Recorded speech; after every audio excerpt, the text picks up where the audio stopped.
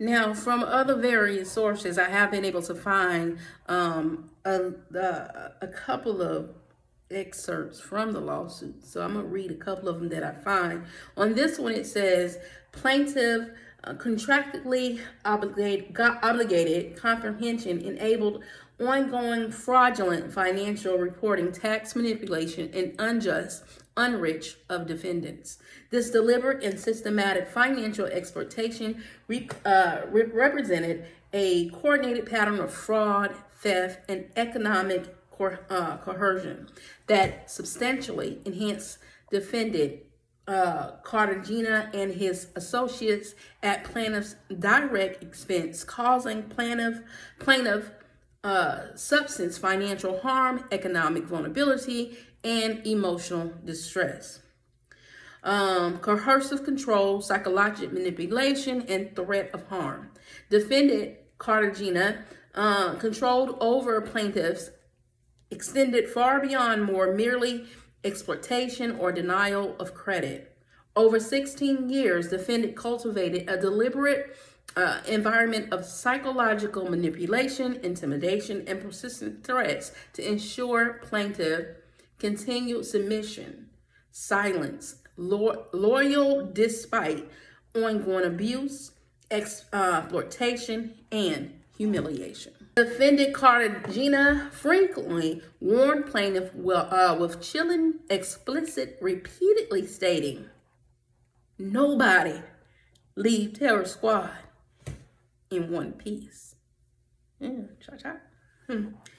He often reinforced this threat by openly referencing former associates who had suffered violent appraisal after falling out of behavior. For example, defendant explicitly invoked the notorious assault of Louis Cuban Link Tyban, who viciously attacked, permanently scarred, and publicly humiliating followed his departure from defendant's circle.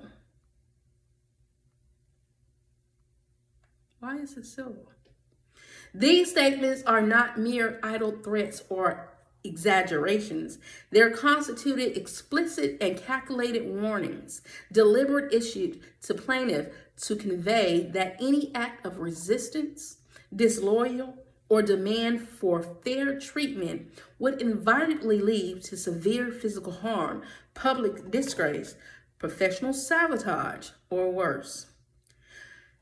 Through these sustained incredible threats, defendant intentionally reinforce the message that plaintiffs have no valuable path to safely exit their working relationships or demand rightful compensation without facing devastating personal consequences.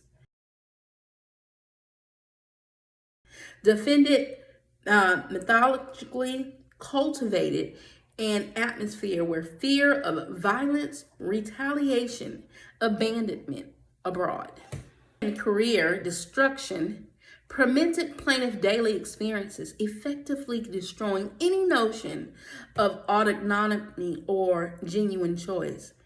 Plaintiff working condition was obsessive and unpredictable, deliberately designed to amplify his vulnerability and dependency. The defendant employed persistent verbal abuse, threats of physical violence, erratic and insignificant payment, manipulation, control over travel and accommodations, and continuous humiliation. Collectively, these cohesive tactics result in chronic emotional and psychological distress, profound anxiety, and several traumas that continue to affect plaintiff to this day. Plaintiff was systematically denied basic security or stability, with defendant frequently threatening to strand him in foreign locations without resources or assistance on multiple occasions.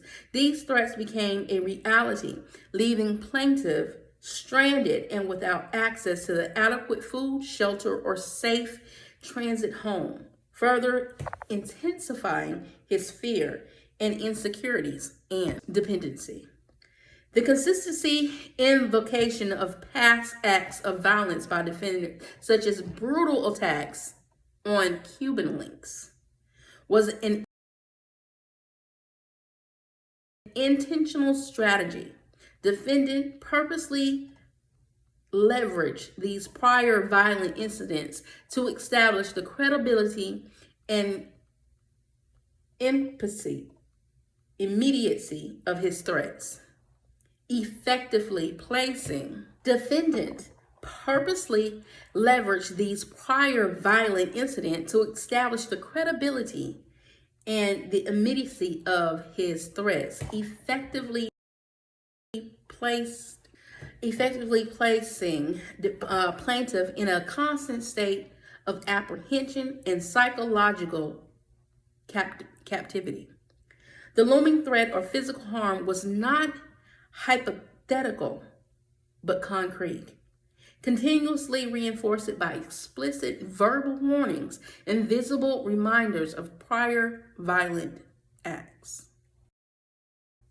Cumulative psychological harm inflicted upon plaintiff by defendant coercive methods was profound and lasting. Over 16 years, defendant sustained use of intimidation, violent threats, emotional manipulation, economical control, and forced isolation, resulting in plaintiffs suffering severe emotional injuries, including chronic anxiety, deliberating fears, symptoms consistency with post-traumatic stress disorder or PTSD. My dad suffered from that. Loss to self-esteem and lasting damage to his mental and emotional well-being. Defendant use of violent threats and psychological intimidation was a calculated tactic integral to maintaining control over plaintiff and securing ongoing submission and compliance.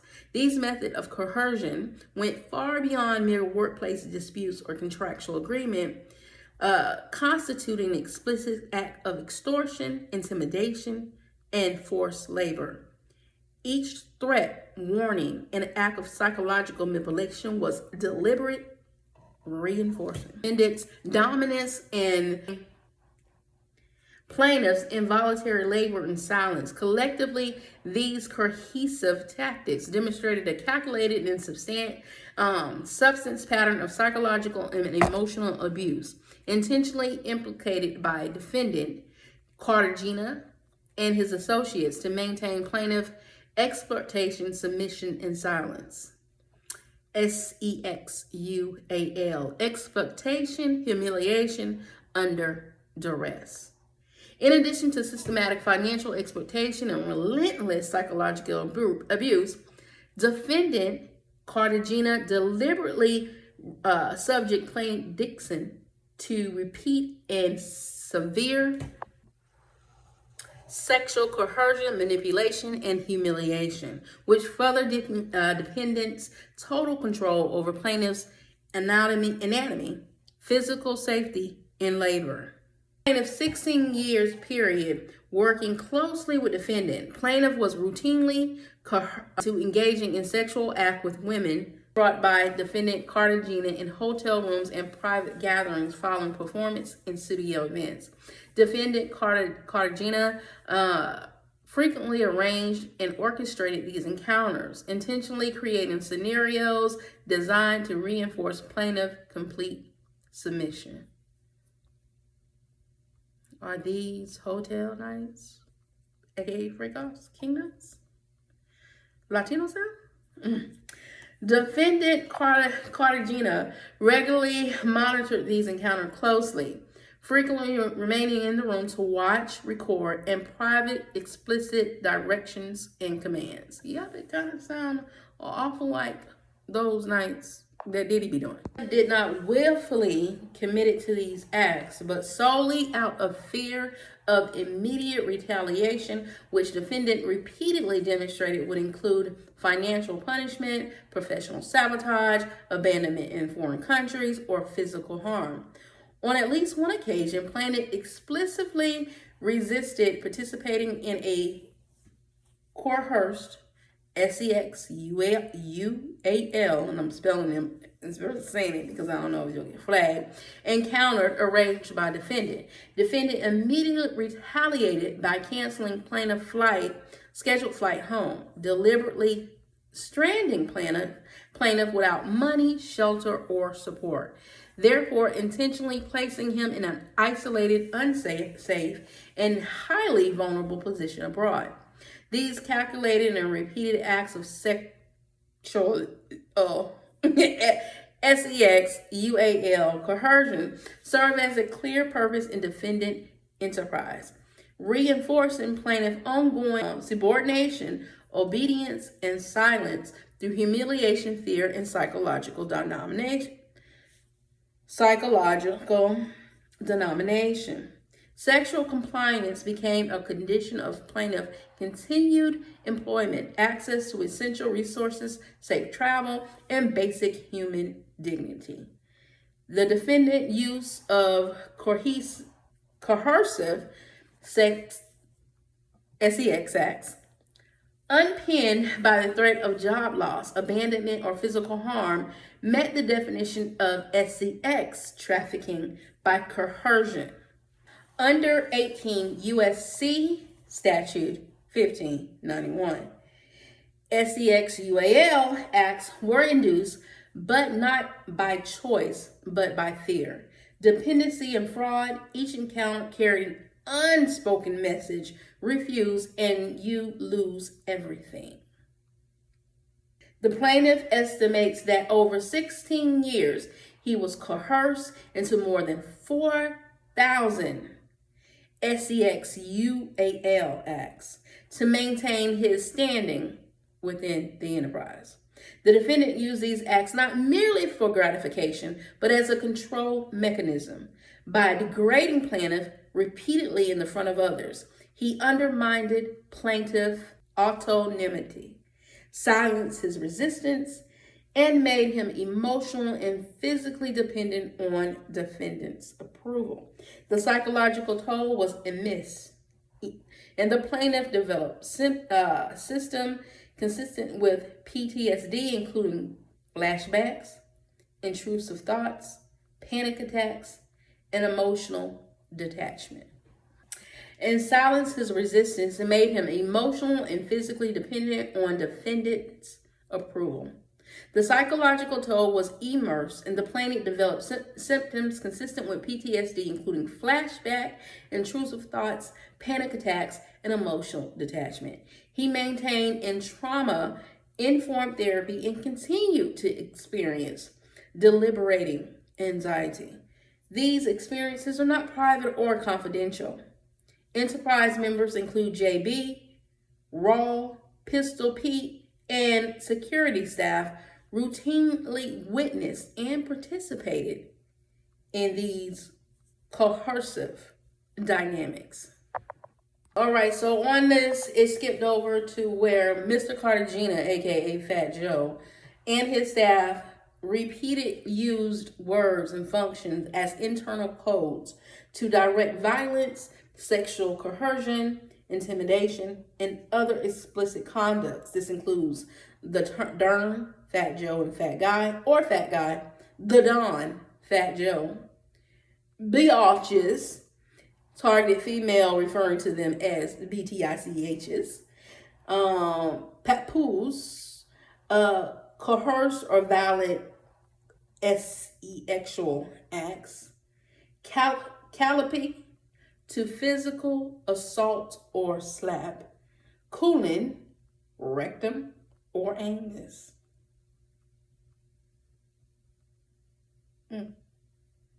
Ketchup, stabbing and slashing. Matonin, Matonin, KILL, or him. Why is this not criminal? Theory, baby mother, wife, girlfriend, and corpin, to place a victim in a casket. These terms were used in text messages, in-person conversation, studio banner, and back-channel communications, and direct enforce silence descenders in corporate enterprises, activities cross geographic locations. The code language was essential to maintaining the structural secrecy while allowing the most extreme form of coercion and violence to be ordered and executed without exposing the enterprise to immediate scrutiny. This internal lexicon not only reflected deliberate concealment of criminal activity, but further established the organization. Skips around again, it says engage in relationship with children who are 15 and 16 years old. Minor Doe 1. Minor Doe 1 is a 16-year-old Dominican girl residing in New York. In exchange for cash, clothing, and payment of her cell phone bill, defendant would get oral sex and other sexual acts performed on him by Minor Doe 1. On one occasion, while driving in New York City, Minor Doe 1 asked the defendant for money to pay for her cell phone. Being notoriously cheap, I guess that's how they keep their money to a certain degree, the defendant claimed to be broke.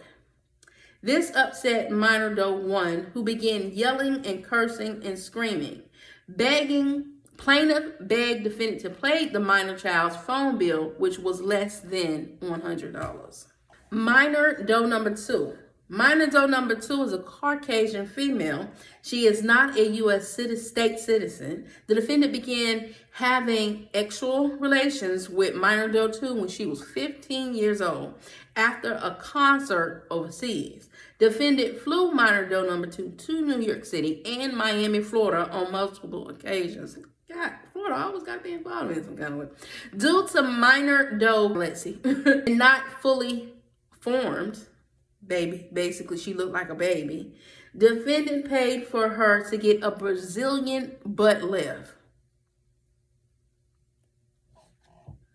That's sad. Where is these people? Where are these kids' parents? Minor Doe 2 eventually left defendant and is now married to a professional athlete. And like I said, music, entertainment, and the sports world, y'all. Minor Doe number 3 is a Latino female who met the defendant when she was 15 years old, turning 16.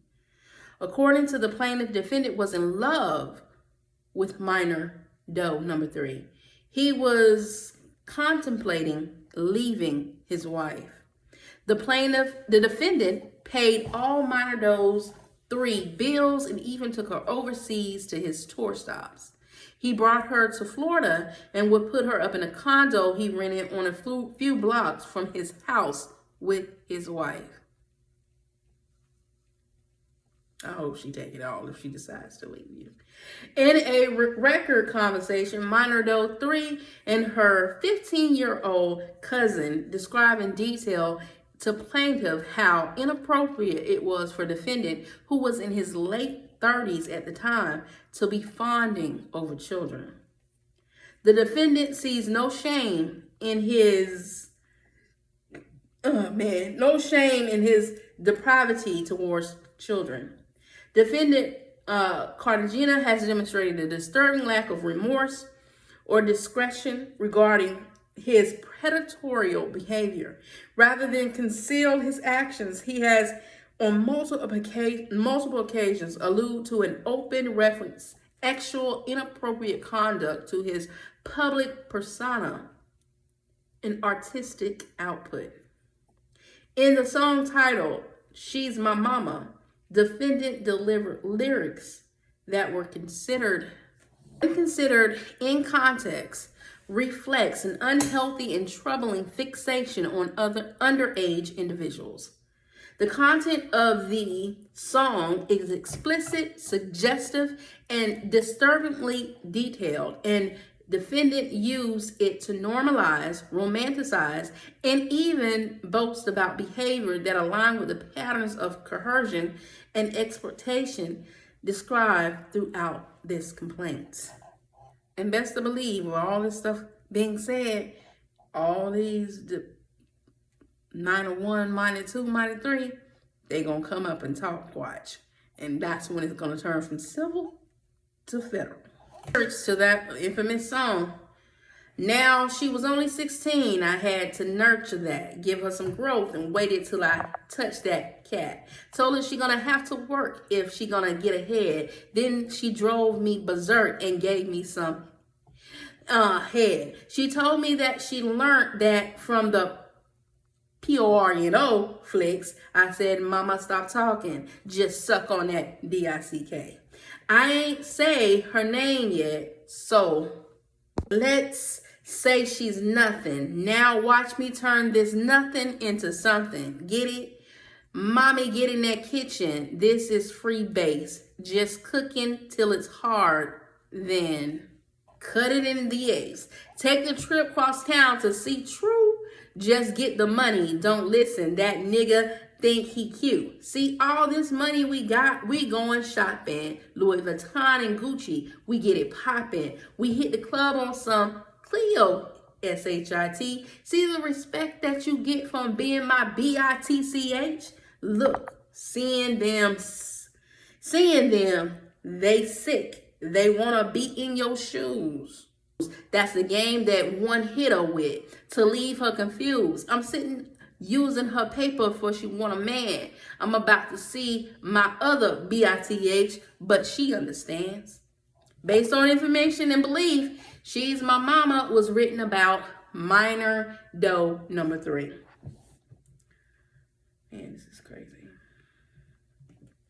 Who confirms engaging in many of the acts outlined in the lyrics above. Furthermore, minor doe number 3 was required to hold jewelry, drugs, and other questionable items that are illegal to be in a child's possession when she traveled with the defendant. Where are these kids' mom parents? Like, why are they letting these kids do? Defendant's transportation of and actual intercourse with these minors constitute violation of the following New York State, Florida, and federal laws. In New York, sex trafficking are defined in paragraph A and B of subdivision 5 of section 230.34. Sex trafficking of a child is defined in section 230.34a. RAPE in the 3rd degree as defined in penal law, statute 130.25. Florida unlawful sexual activities with certain minor, statute 7494.05. And this is I'm actually reading this from because I don't have my copy yet, so I want to see all the details, but I got this from another YouTuber's page and I was reading it because she posted her copy. I guess she got it before they close because you can't get these after hours unless of course it's some type of emergency, not by the District Court of the Southern District of New York. Yeah, this is crazy. And when I was reading it, I was trying to, add my little pointers in there. But this is some sick mess. And I'm just trying to figure out, like, when it came down to the kids, where are the parents? Why are you letting your kid travel with a 30-year-old plus? And why are y'all allowing people to make y'all do this stuff? Because this is equally as wrong, even for you to be sitting there watching this mess, y'all. Come on now. Y'all drop the comments in the comment section and let's have a discussion down below, because they probably is going for the civil now. But baby, this is going federal just like your boy P. Diddy. And like I said, who's up next? As always, be your brothers and your sisters keeper. Keep God first. And toodles.